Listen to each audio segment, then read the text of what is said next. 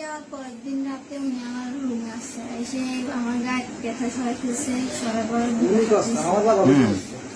উনি বলতে কি তোমার আব্বা? আমার বাবা, হ্যাঁ আমার বাবা গায়ে হাত দিচ্ছে।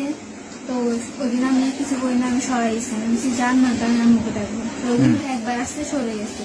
চলে যাওয়ার পরে সকালবেলা যে আম্মুকে বলবো ওই সুযোগ ছিল না। আমি মুখ দিতে গেছি, আমার স্বপ্নে এই পাখিটি চলে গেছে ডাক্তারের কাছে, লক্ষ্মীপুর ডাক্তারের কাছে চলে আসছে। তো ওই দিন আমি সকালবেলা চিলাচিলি করছি, যদি আপনি এরকম আর কিছু করেন আপনি কি এরকম করবেন? না আমি এরকম কিছু করবো না। তারপরে আমি বলছি যদি আপনি এরকম কিছু করেন আমি সবাইকে বলে দেবো।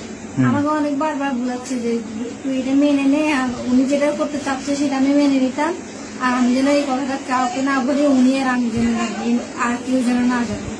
আমি বলছি না, আপনি যদি আপনি আর কিছু না করেন তাহলে আমি কাউকে কিছু বলবো না, যদি আপনার পরে আবার কিছু করতে দেন তাকে আমি সবাইকে বলে দেবো।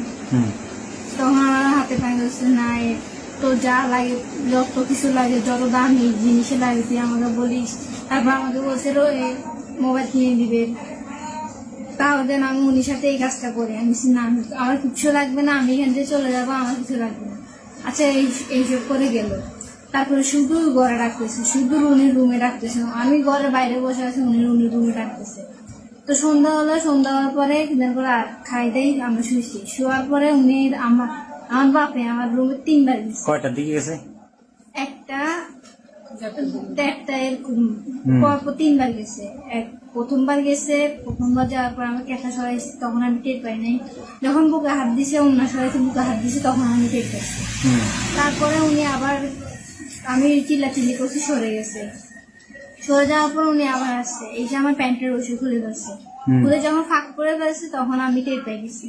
ঘুমেছিলাম, টের পাইছি, যখন ফাঁক করছে তখন আমি টের পাইছি। এরপর আমি আপনি আবার আসছেন কেন, আমি এখনই বাইরে হয়ে সবাইকে চিল্লাবো। তখন চলে গেছে, বলছে না কিছু বলিস না, কাউকে কিছু বলার দরকার নাই, আমি যাচ্ছি। আচ্ছা, তারপর আমি জাগানো ছিলাম। তারপর উনি আবার আসছে, এসে দেখতেছি আমি ঘুমাই গেছি, হালকা চোখ লেগে আছে। পরে চোখ খুলে দেখতেছি উনি পাশে শুয়ে আছে, উনি হাত আমার বুকের মধ্যে। তখন আমি টের পেয়ে, তখন আমি সরাইছি। পরপর 3 বার গেছে। তারপর দিনে সকাল থেকে কাউকে কিছু বলি নাই। তারপর উনি রুমে বারবার রুমে রাখতেছে, উনি হাত পা টিপে রাখতেছে, এই করতে রাখতেছে, 1 গ্লাস পানি নিয়ে যেতে রাখতেছে। আমি যাচ্ছি না, একবার এক এক জিনিস নিয়ে অজুহাত দিয়ে রাখতেছে। তারপর সামনের রুমে দরজা বন্ধ করিস দিনে, সামনের রুমে এই 12টার দিকে সামনের রুমে দরজা বন্ধ করে দিয়ে উনি পিছনে, আমি পিছনে দরজা দিয়ে বসে আছি, উনি ওইখানে যায় আমাকে ধরছে। তখন আমি উঠালে বেড়ে গেছি, আমি সরে না। তারপরে যাই আমি আমার ছোট চাচিকে বলে গেছি, ছোট চাচিকে বসে